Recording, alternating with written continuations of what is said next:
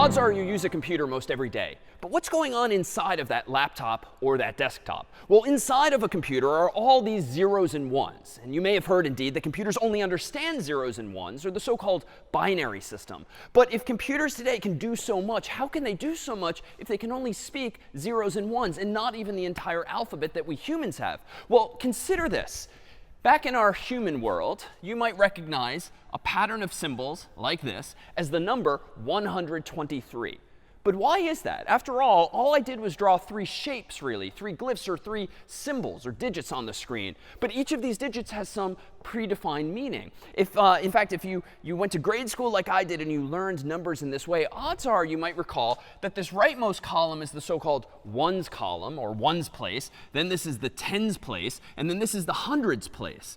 Now, why is that significant? Well, the reason that 1, 2, 3, that pattern represents the number we humans know as 123 is that there's a bit of arithmetic going on here. This, after all, means that you should do 100 times 1 plus 10 times 2 plus 1 times 3. That, of course, gives us 100 plus 20 plus 3, or 123. In other words, there's a pattern to these digits, and there's a meaning behind each of their places. Well, it turns out that computers only indeed understand zeros and ones. They can't count as high as 2 and 3 and 4 in the same way we humans can, but they use those zeros and ones in exactly the same way. In fact, consider this.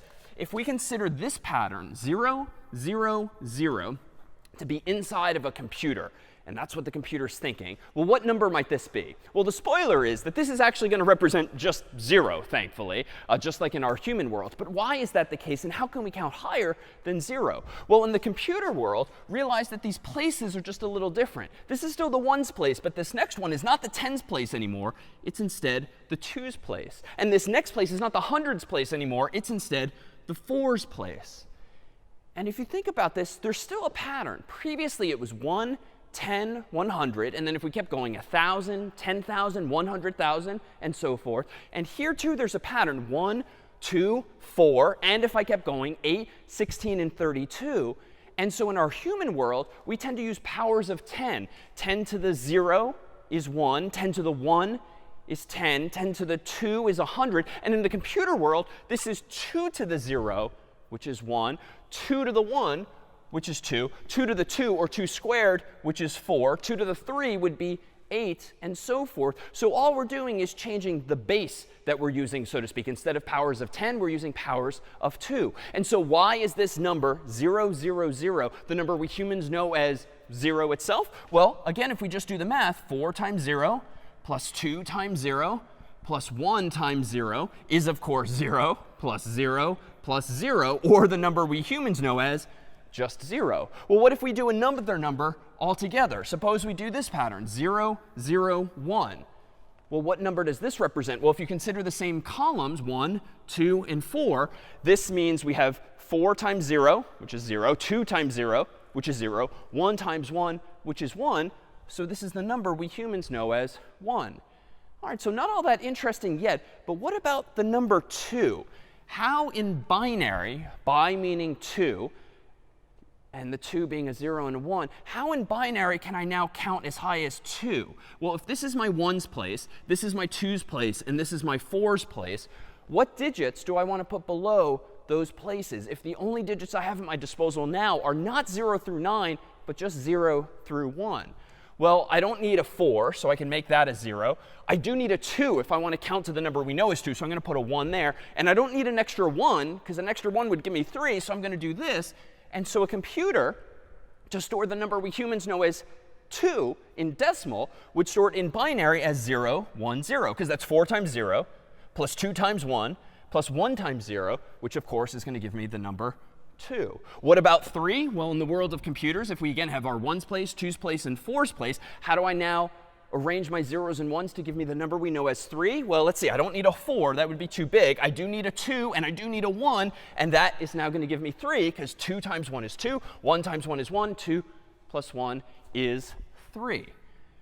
Now, what about 4? how do I count as high as 4? Well, it's even easier, perhaps, because we just need a single 1 in this case. We just need 1, 0, 0, because now I have 1 in the 4's place. And now let's skip ahead. Suppose I want to count up as high as, let's say, 7. What do I do? Well, 7. Let me take a bite out of that. So this gives me 4. Let me take a 2. That gives me 4 plus 2. That's 6. Let me give myself another 1. 1, 1, 1 in binary equals 7.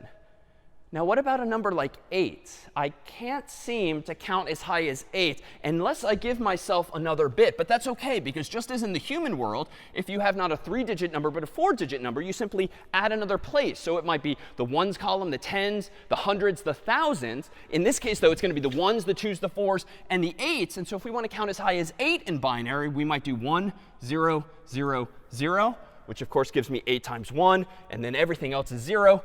So that gives me the number 8.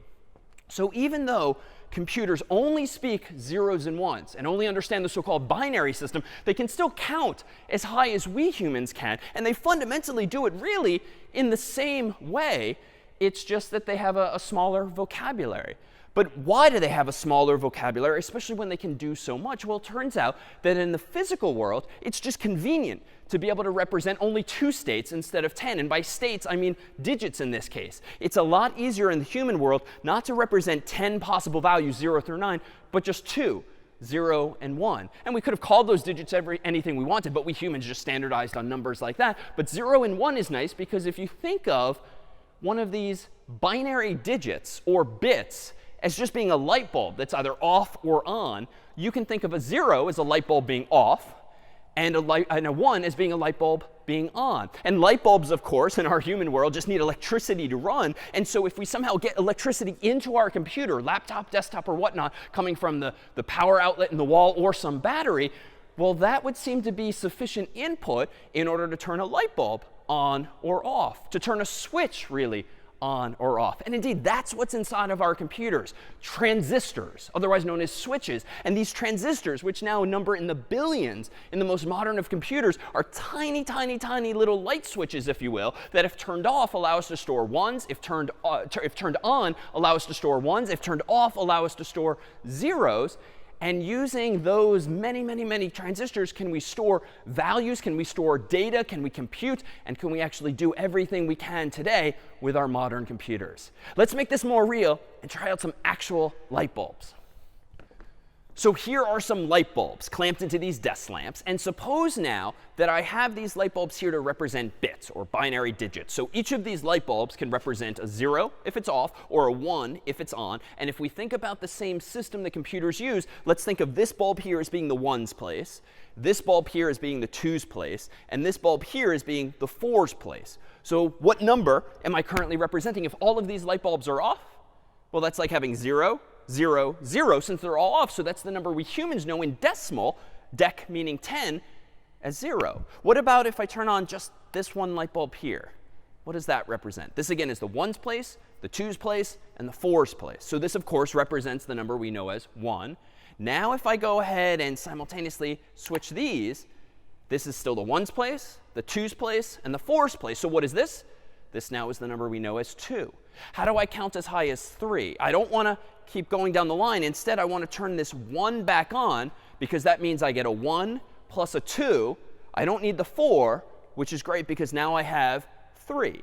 How do I get to 4 then? Well, let me turn both of these off, turn this one on, and now, of course, this is the 4's place, so this is a 4.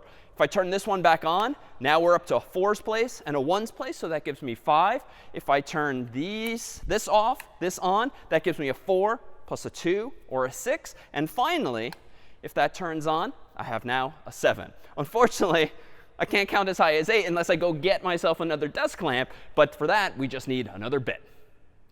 But this is all very fine and good. But all I can represent thus far, it seems, are numbers. How, though, do I represent letters of the actual alphabet, A through Z? How do I represent words or paragraphs, let alone emails, and any number of other features that computers today support? Well, for that, we're going to need to make a decision. We're going to need to decide what patterns of bits to use to represent those higher level notions like letters and words and paragraphs. So for that, I've got an idea. So at the end of the day, all computers can store is indeed zeros and ones. And from those zeros and ones, of course, can we count higher if so long as we have a mapping from binary to the numbers we know as decimal. But of course, we want our computers to do more. We want to be able to express words and even other types of data. So how do we do that? Well, we need to come up with a standardization, a mapping from zeros and ones, or really just numbers, to the letters that we want. And it turns out that some years ago, what humans decided to do was this. Now, at first glance, this might be a little overwhelming. This is just a screenshot of a chart from ASCIIchart.com. An ASCII chart is a chart of ASCII characters, American Standard Code for Information Interchange. And this is simply a mapping from decimal numbers to letters. And so let's notice a few of these. Notice here that 65 apparently maps to A, 66 maps to B, 67 maps to C, and so forth. Meanwhile, 97 maps to lowercase a, 98 to lowercase b, 99 to lowercase c, and so forth. And there's also mappings from punctuation symbols to all the letters of the alphabet that you may know. So why is this significant? Well, it turns out that even though computers only store zeros and ones, we of course use them in different ways. We have programs like Notepad on PCs, or TextEdit on Mac OS, or Microsoft Word on both platforms, or Google Spreadsheets, or Google Docs, or the like. And so we have all of these different programs that is designed to do one thing or the other. And so those programs essentially decide in their own context whether to display patterns of bits as numbers or as letters, or in turn words and paragraphs. So it's entirely context dependent. At the end of the day, all the computer is storing is zeros and ones, but it's up to the program to interpret those zeros and ones in a certain way. And so if a program like Microsoft Word or Google Docs sees a pattern of bits in a file that represents the decimal number 65, it's still a pattern of zeros and ones expressed in binary, but of course we've seen how we can convert that to decimal. So if the computer is ultimately storing a pattern of zeros and ones that represents the decimal number 65, the computer, in this case Microsoft Word or Google Docs and the program running there, is going to interpret that pattern not as the number 65 and not as a whole bunch of zeros and ones alone, but as the capital letter A. And that's what you'll see on your screen. If it instead sees a pattern of bits that represents the decimal number 66, Microsoft Word or Google Docs is going to show instead the capital letter B. If the pattern of bits instead represents the decimal number 97, that program is going to display the lowercase letter a, or any number of other letters from the alphabet. And so we just had to decide in advance what mapping to use, what code to use that maps numbers to letters. And in fact, you'll notice that quite a few characters are absent from the screen here. In fact, if you speak some language and write some language other than English, there might be some characters that you can't express with just this range of values. In fact, ASCII originally only used 7 bits total, or if you round up, 8 bits total for what's called extended ASCII. And it turns out that's not nearly enough patterns of bits, 256 maximally, that you can use to express characters that you might see in certain Asian languages, or symbols that just simply are not depicted even yet on the screen here. So there are other systems, not just ASCII. Something called Unicode, for instance, is a superset of what you see here. And that actually allows us to express any number of characters from English and Asian languages and beyond. And in fact, even things like the emoji characters, the smiley faces, and other such characters that you might now use increasingly on your phone or your desktop or laptop, those two are expressed ultimately as just patterns of bits. And the world, for the most part, has simply standardized on what pattern of bits represents a happy face, what pattern of bits represents a sad face, and beyond. And that system there is Unicode. So let's take an example. Suppose that you see this pattern of bits somewhere in a file, and you, in this context, say, are Microsoft Word or Google Docs or some program designed to display not numbers, like a calculator, but words and letters, like a word processor or a text editor. Well, what is this pattern of bits? Well, we haven't seen this many bits before, but it looks to be like 2 patterns of 8. And in fact, it turns out that anytime you have 8 bits here, or 8 bits here, humans generally refer to this as a byte, B-Y-T-E. So a byte is just 8 bits, and it's a slightly more useful measure because it's a lot bigger than a single bit, which can, of course, only represent 0 or 1. A byte can actually count higher.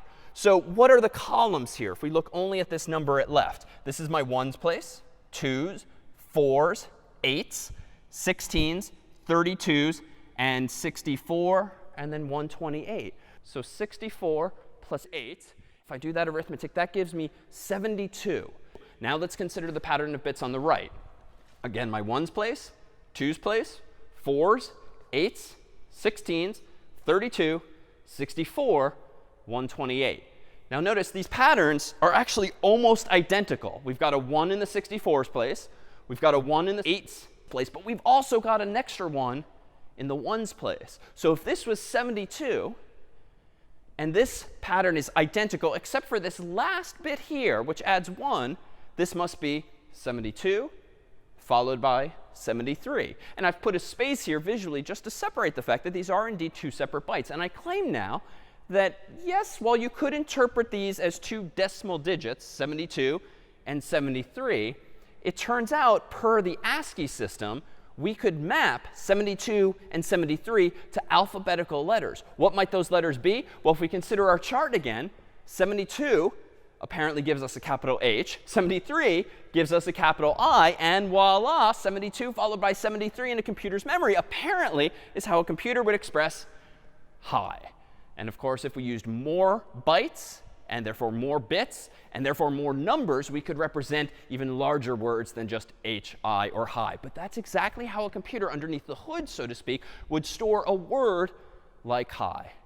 Now, what is indeed using these patterns of bits? And what is a computer actually doing at the end of the day? Well, for that, we need to take a look under the hood, so to speak. This is what Intel Inside means. If your Mac or your PC comes with Intel inside, as goes the marketing slogan, that means that your computer has inside of it a CPU, a central processing unit, that looks a little something like this. It's a pretty small device. It's not quite as big as this. This, of course, is not to scale, wouldn't fit in your actual laptop or desktop. But what you see is two sides. This is just a metal case and a nice big logo there. And then if you flip this around, you see the other side, which generally has a whole bunch of golden pins that actually interconnect to a device inside of the computer.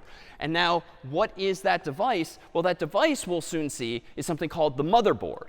A motherboard is a circuit board, so a big piece of silicon or plastic-like material that has a lot of lines running back and forth on it, and often has sockets, essentially a bunch of tiny little holes into which devices like this fit, so that you can put this inside of a computer and actually have it clamp down on something. Now, what does it mean to be a CPU? Well, the CPU is the brains of your computer. It's the thing in your computer that does all of the work, all of the thinking. Now, what kind of thinking does a computer need to do? Well, if you're feeding it all of these numbers and you're feeding it all of these letters, you want to maybe perform math on those numbers. You might want to display those letters on the screen. You might want to add or delete those letters if the user is using a word processor and typing new characters or hitting delete. And so a computer needs to do all of that thinking and work for the human. And the piece inside of the computer that does most of that work is indeed this device here called the CPU. Now, it turns out that CPUs today are actually getting pretty fancy. And inside of a CPU typically is one or more cores, so to speak. And a core is really what's doing the work. And it is the device inside of this device that actually can do addition and subtraction and multiplication and division and other operations still, loading information from memory, saving information to memory. And so a CPU like this might have 1 or 2 or 4 or more cores, which means it can do 1 or 2 or 4 or more things at a time. And that's great, because these days on my Mac or my PC, I might double click a whole bunch of icons. I might be running multiple programs. I might be chatting with a friend over here. I might be working on my homework over here. And so I might have a lot of programs and a lot of files open simultaneously. And thanks to multiple cores inside of a CPU, can each of those programs continue running in parallel? Maybe one is printing something to my printer. Maybe one is playing back a video. Maybe one is spell checking a file. Any number of operations can literally be happening simultaneously. Now, moreover, it turns out that the fanciest of CPUs today, from Intel especially, also support something called hyper-threading, which means you might just have one CPU or one core, but thanks to some technology built into the CPU itself, it will present itself to the computer, to the operating system, Mac OS or Windows, more on those in a bit, as though it's actually two CPUs or two cores. And so thanks to technology, can your computer actually think it has even more computational power than it actually has, thereby allowing it to take advantage of downtime or slow-running programs that might still allow you to run multiple things simultaneously. But we'll come back to that in just a bit.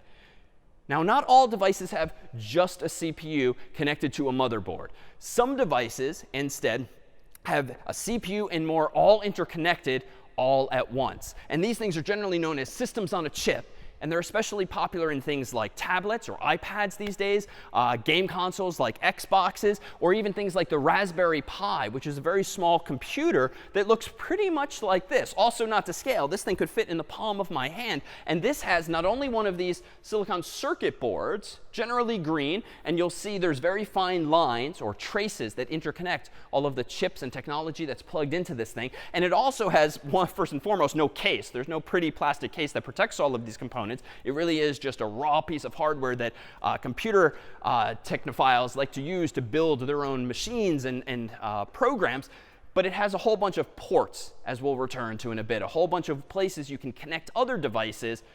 But these systems on a chip all come together, and they do many things beyond just the CPU's task alone. But what else is inside of your computer? Well, the CPU is the brain, and the CPU on a system on a chip is there to the brain.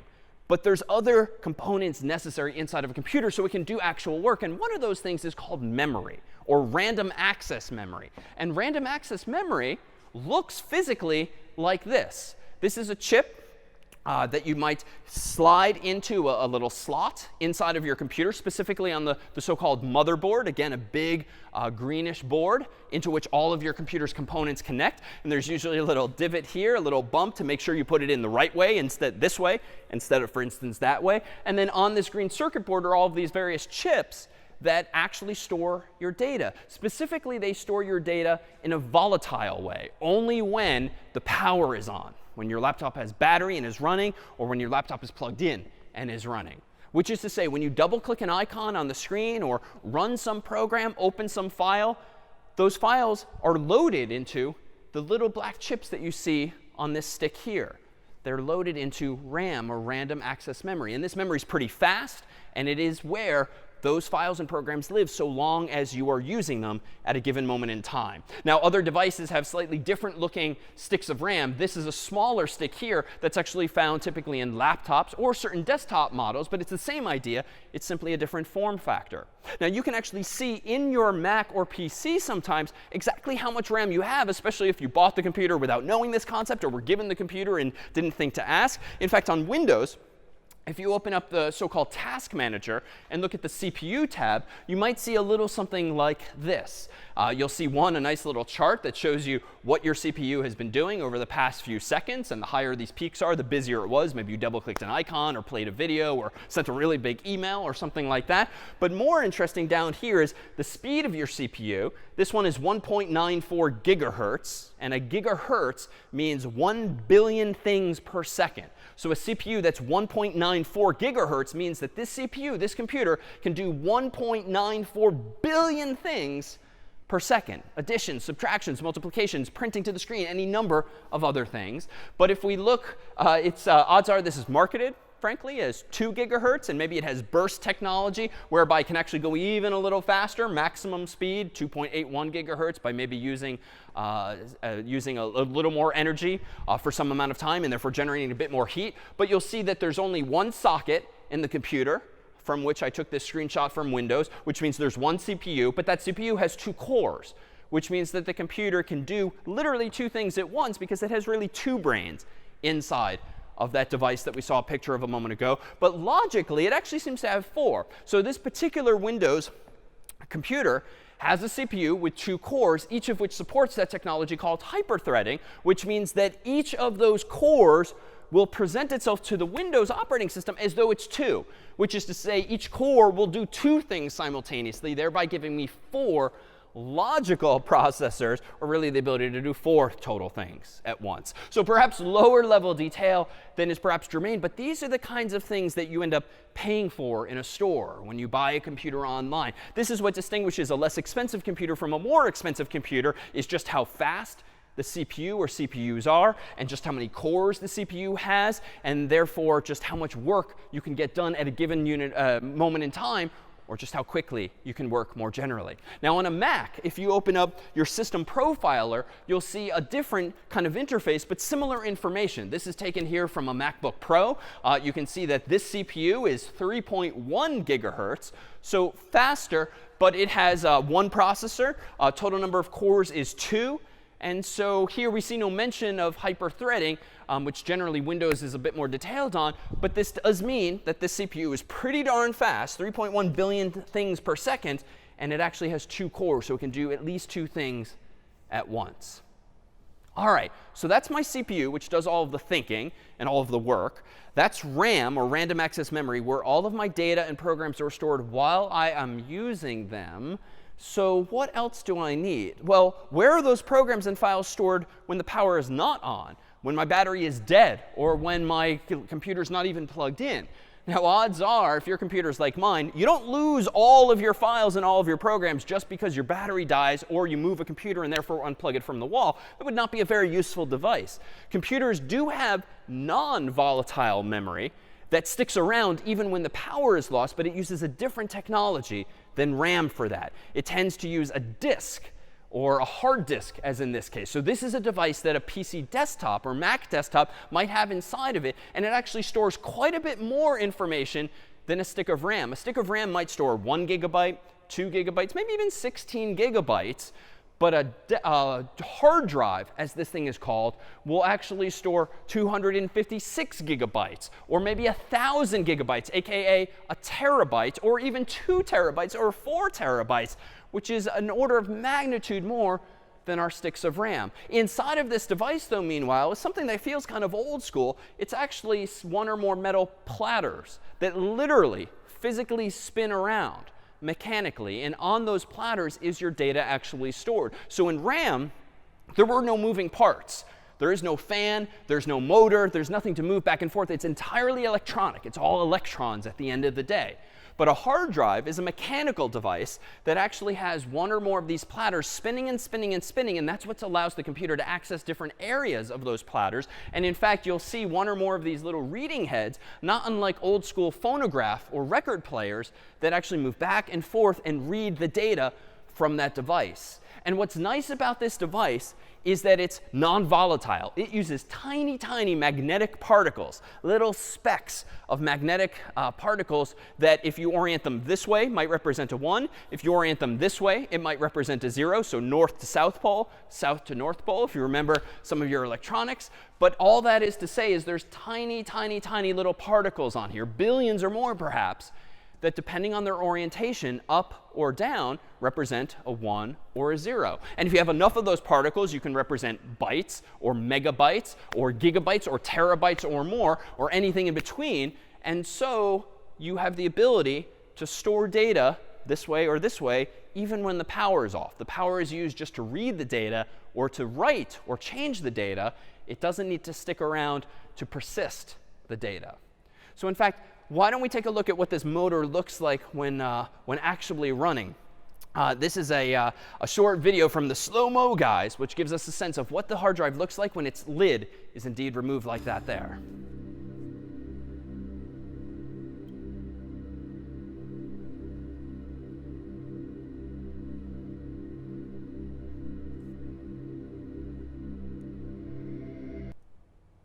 Fascinating, I know. Well, now let's actually take the hood off of an actual hard drive, albeit via animation, and actually see and hear what it is that's going on. And in this depiction here, you'll see that the magnetic particles ultimately are represented as red-blue or blue-red particles, which represent precisely those magnetic particles that represent your 0s and 1s. The hard drive is where your PC stores most of its permanent data. To do that, the data travels from RAM along with software signals that tell the hard drive how to store that data. The hard drive circuits translate those signals into voltage fluctuations. These in turn control the hard drive's moving parts, some of the few moving parts left in the modern computer. Some of the signals control a motor which spins metal-coated platters. Your data is actually stored on these platters. Other signals move the read-write heads to read or write data on the platters. This machinery is so precise that a human hair couldn't even pass between the heads and spinning platters. Yet it all works at terrific speeds. So where are those particles? Well, for that, we're going to have to zoom in even closer because they're not visible to the human eye. Let's look at what we just saw in slow motion. When a brief pulse of electricity is sent to the read-write head, it flips on a tiny electromagnet for a fraction of a second. The magnet creates a field, which changes the polarity of a tiny portion of the metal particles which coat each platter's surface. A patterned series of these tiny charged-up areas on the disk represents a single bit of data in the binary number system used by computers. Now, if the current is sent one way through the read-write head, the area is polarized in one direction. If the current is sent in the opposite direction, the polarization is reversed.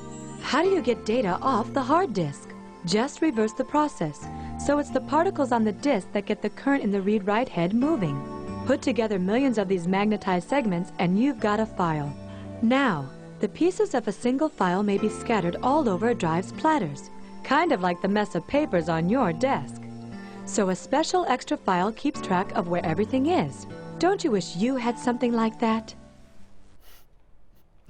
Now, anytime you have a physical device like this that's spinning all day long or for months on end, if you use your computer a lot and for quite a long period of time, something could go wrong. Maybe you accidentally bump the desktop or the laptop, the result of which is that this reading head might actually strike the platter and make a dent in it or some kind of scratch, which actually will corrupt not only some of the data perhaps, but might even stop the whole device from working if the reading head no longer functions properly. Moreover, anything that's physical like this isn't going to spin all that fast at the end of the day. Now, technically, a hard drive like this might spin 7,200 times per minute or even 10,000 times per minute, but that's much slower than the speed at which electrons travel as they would in something like RAM. Well, fortunately, it turns out that there's something in between those technologies that doesn't have moving parts, but that's not quite as fast as RAM, but that is non-volatile, whereby it will store your data persistently even when the power is off. And this is so-called flash memory, or a solid-state disk, SSD in this case here. It's a smaller device, whereas typical hard drives that have moving parts are very often 3.5 inches, though 2.5-inch versions do exist as well in diameter. A solid-state drive tends to be only 2.5 inches in width, so that it actually fits inside of computers in the same slots that older, more mechanical hard drives might fit, but it doesn't have moving parts. In fact, if we open it up, you'll see something very reminiscent of the RAM we saw earlier, but the technology inside of this device is such that the data persists, even when your battery dies or you unplug your laptop or desktop. But the upside of an SSD being entirely electronic is that it's much faster. And so this means that your programs will load faster when you double-click them. Your files will open up faster when you double-click on them. And anything you might do or save to your hard drive, or solid-state drive in this case, will actually get saved much more quickly, which means you might see a little hourglass or a spinning beach ball much less frequently, and your computer is going to behave and certainly feel faster. Now, the catch is that solid-state drives theoretically won't necessarily last as long, depending on the quality of the brand and the technology being used, whereby they only have a finite number of writes. You can read from them nearly as much as you want, but over time, they'll degrade in terms of how many times you can keep writing to them. Now, for many people, this might be a non-issue, but to mitigate against this, has the industry also introduced what are called hybrid drives, hard drives that might be the same size as this or the same size as a 3.5-inch drive, like the spinning mechanical device we saw a moment ago in our animated form, but they might have both some solid-state memory and some mechanical hard drive memory, so that you might have a few megabytes or gigabytes of solid-state memory, and you might have a few gigabytes or terabytes of traditional hard disk space. And the device itself moves your data around in a clever way so that it tries to keep as much of the data that you want to use at a given moment on the solid-state part of the device, so that it's readily accessible for you. And the data that you might not need right then and there stays on the slower, more mechanical device, where nonetheless you have a lot more storage.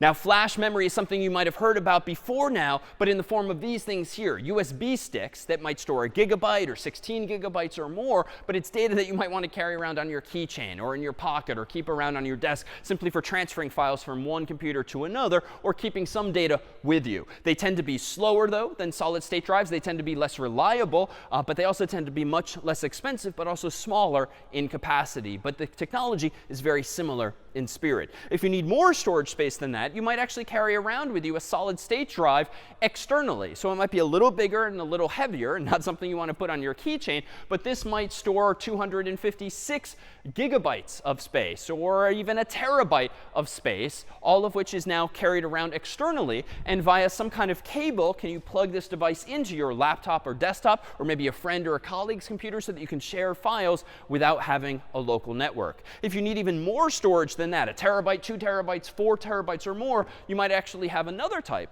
of external hard drive, inside of which is one of those older, more traditional mechanical drives, the 3.5-inch disk devices that might store much, much, much more data. But the price you pay is that it's a mechanical device. It might be, therefore, a little bit slower.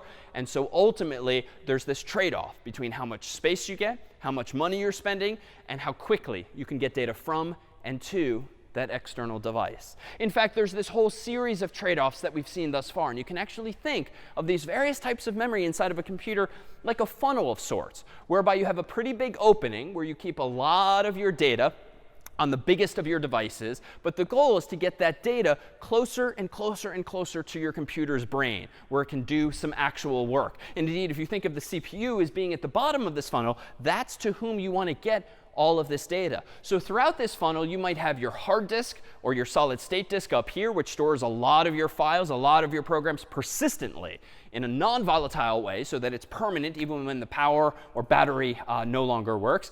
But that hard disk or solid state disk ultimately feeds information down to your computer's RAM.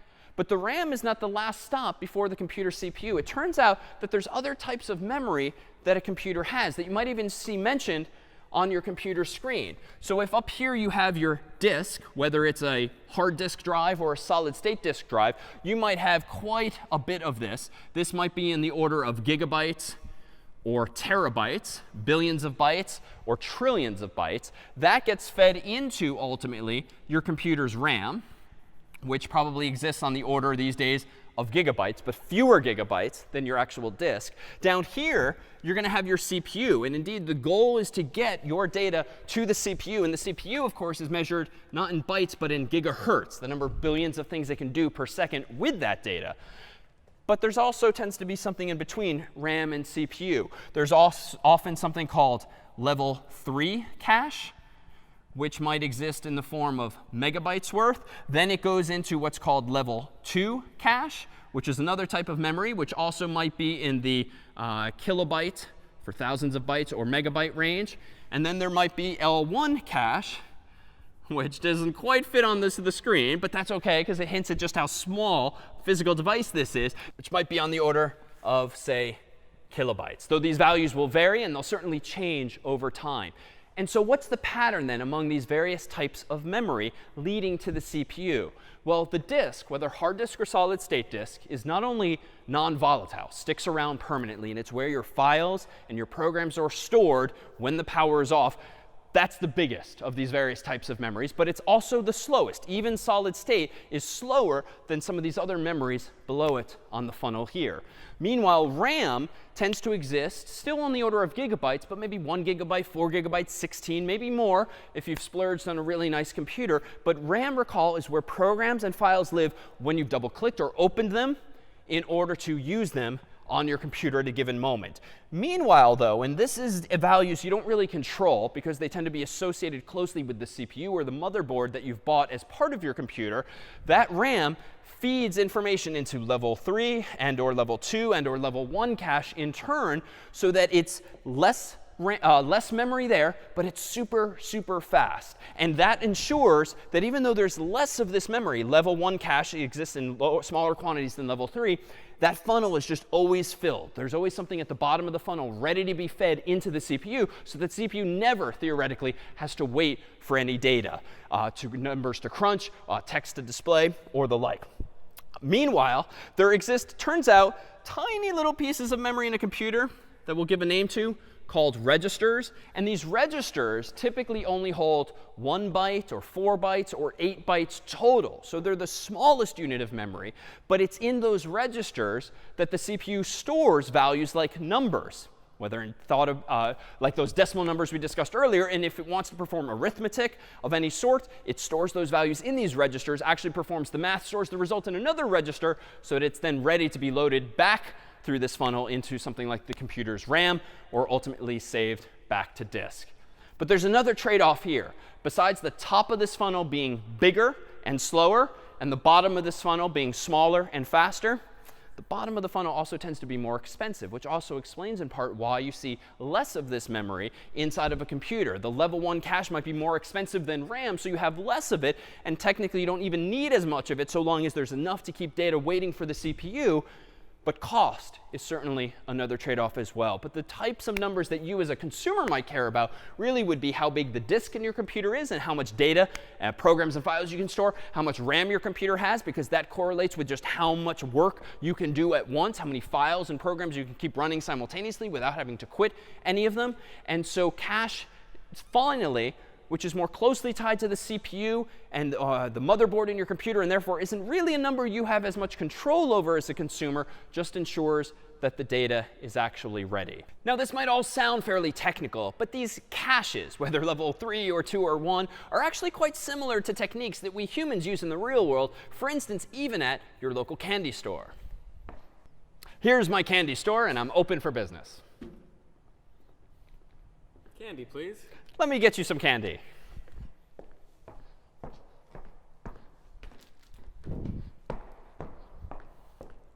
Thank you. Come again. Now, that was not very efficient to have to go all the way in back into the storeroom to get the candy. Much more efficient would be to keep it closer to me in a place that's faster to access, much like a cache of candy right here on the counter. In fact, let me go ahead and ready that cache.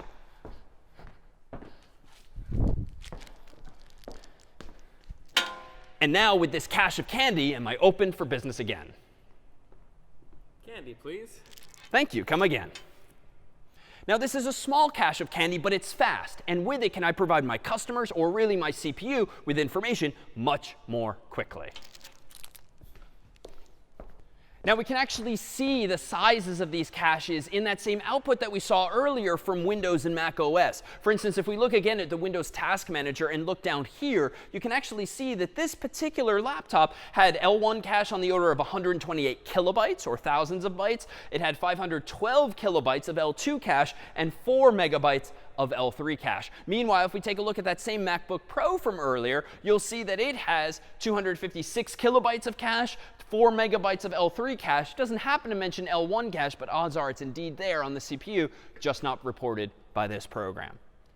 Now, what else is inside, or really outside, of a computer? In fact, let's start to take a look at things perhaps more familiar. Now, these are just graphical depictions of connectors or sockets on the back of your computer into which you might have very well plugged in various devices. In fact, this collection of ports here are all related to monitors or displays. So a computer, like a desktop computer, tends not to come with a monitor built in. And if it does indeed not, you might need to plug in an external monitor using something like mini DisplayPort, very commonly found on laptops, especially if you want to have not just your primary laptop display, but a secondary, a bigger monitor on your desk. DisplayPort, which is the same idea, but a larger connector that you might typically have on a desktop plugging into a monitor.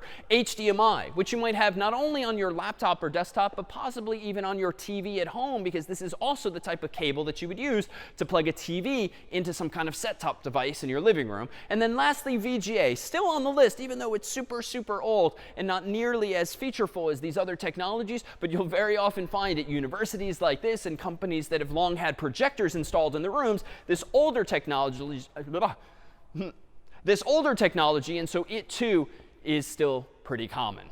Now, what else might we want to plug into a computer Well, any number of devices as well. In fact, if you've ever seen this symbol, that means you have a port on your computer, desktop or laptop, into which you can plug a whole range of devices. If you've ever needed to plug a printer into your computer, you might use the port labeled with this. A scanner, a digital camera, any number of other peripheral devices might be connected to your computer by way of this device here. Even your mouse and your keyboard, if they're not already wireless, would be plugged in with this device here. And it might actually take any number of shapes, though thankfully some of these are more common than others. This is the universal serial bus, where a bus is a term technologically that refers to some kind of medium along which data can travel, much like a bus travels down a street. So USB has a whole bunch of different connectors, as depicted here, the most common of which is just this rectangular one that, rather annoyingly, only 50% of the time do you, if you're like me, plug the cable in the right way, because it can only go in one certain way, so you might have to flip it around. But on the other end of that cable might be another type, not USB-A, but USB B, which is commonly used to plug into the back of scanners and printers and beyond. More recently, though, have companies like Apple's and others started using USB-C, a third type of connector that thankfully can go either top down or bottom up, thereby not having you think as much when you want to plug in a device. But there's any number of other variants of these connectors, commonly seen on cell phones, in fact, for chargers and data cables, all of which support USB. Now, the USB standard itself has evolved over time. So the latest and greatest version of USB devices and connectors are actually much faster than some of the historically older devices and cables. And so it actually does matter what kind of cable you have and what device you have as to whether or not it will transfer data as fast as you might like. Now, why is this important? Well, one of the devices you can connect to a computer typically via a USB cable is something like an external hard drive. And even if you have a super fast external hard drive that is, say, an SSD underneath the hood, if you're using a slower, older USB cable or technology, you might not nonetheless be able to transfer that data off a very fast device over a slow cable to your computer. And so keeping an eye out for the latest versions of these technologies like USB can actually be quite important. But of course, you might not need cables at all for certain devices. Of course, if you want to use Wi-Fi or wireless internet in your home, in the airport, in Starbucks, or elsewhere, your computer just needs to support Wi-Fi, which odds are it very much does these days. And you might see a symbol somewhere in your computer like this depicting as much. But not everything operates over Wi-Fi. In fact, devices that you might want to plug into or connect to your computer without a cable would tend to use not Wi-Fi, but another wireless technology called Bluetooth that Windows computers and Macs alike support these days. So in fact, if you have a wireless keyboard at home or at work, or a wireless mouse, or if you have any number of other devices that somehow are wirelessly communicating with your computer, perhaps even your headphones these days, odds are those are using a technology called Bluetooth, which have a limited range of just so many feet. They're not nearly as, they don't afford you nearly as much distance as something like Wi-Fi does. But that's a good thing, because generally this technology is used to interconnect your personal devices to your personal computer and not really to others around you.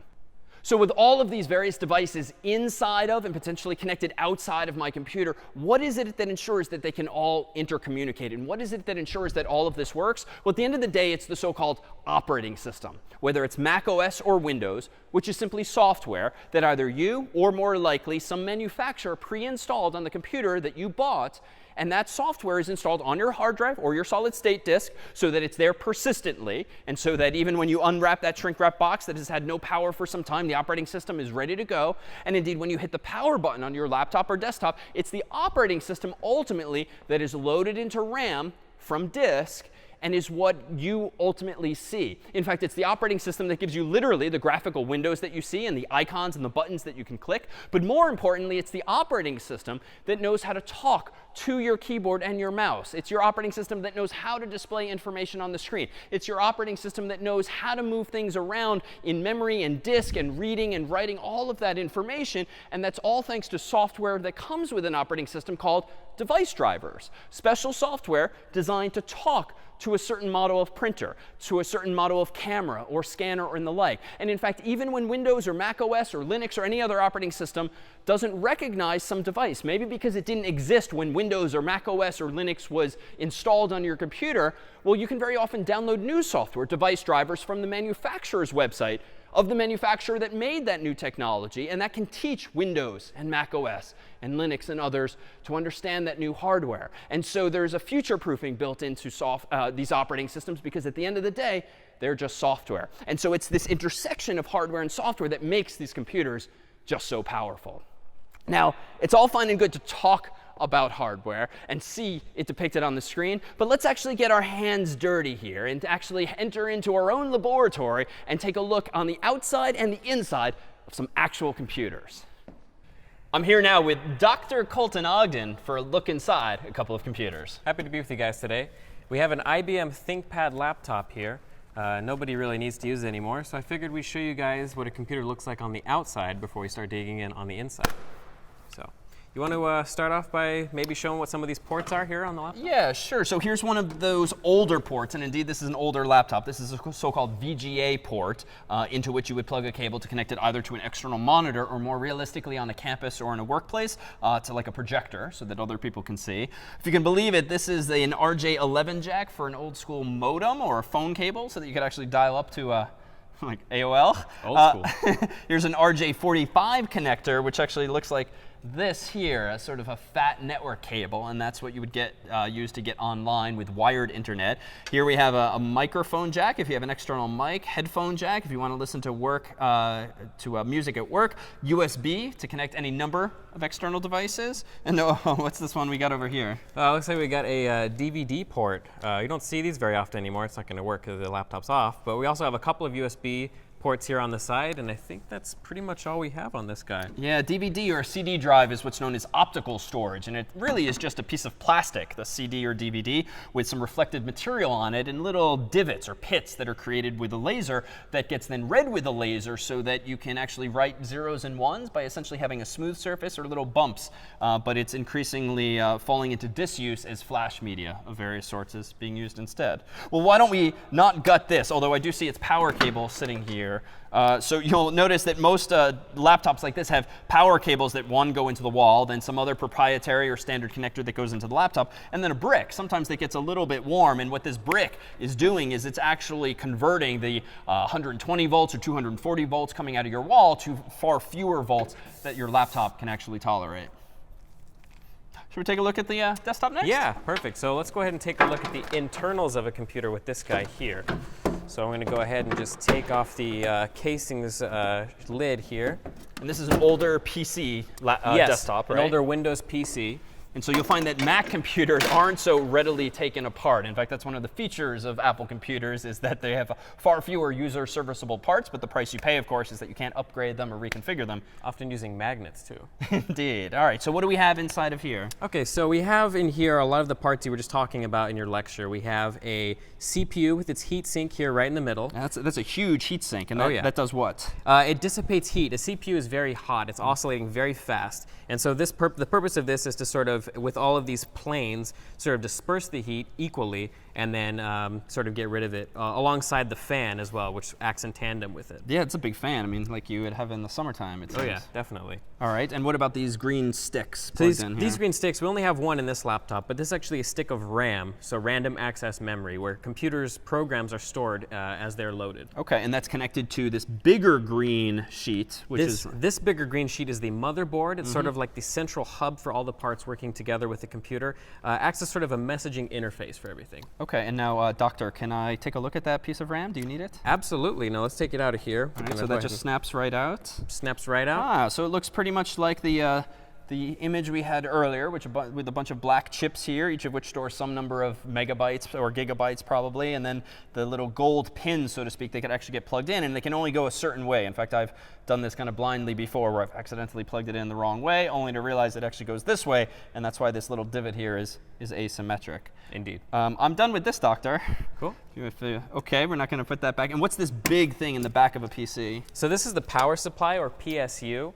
Essentially, it just powers everything up with electricity in the computer. I see. And so if this is the extent to which you've actually played with the inside of your computer before, this, of course, is the power cable. And this is actually a standardized plug that goes back into the device. You can actually use this or any number of other cables on your own computer. Indeed. All right, so where is my data stored when not in RAM persistently? When not in RAM, you have here a external hard drive, an HDD, or an internal hard drive in this context. OK, so this is older and bigger, probably.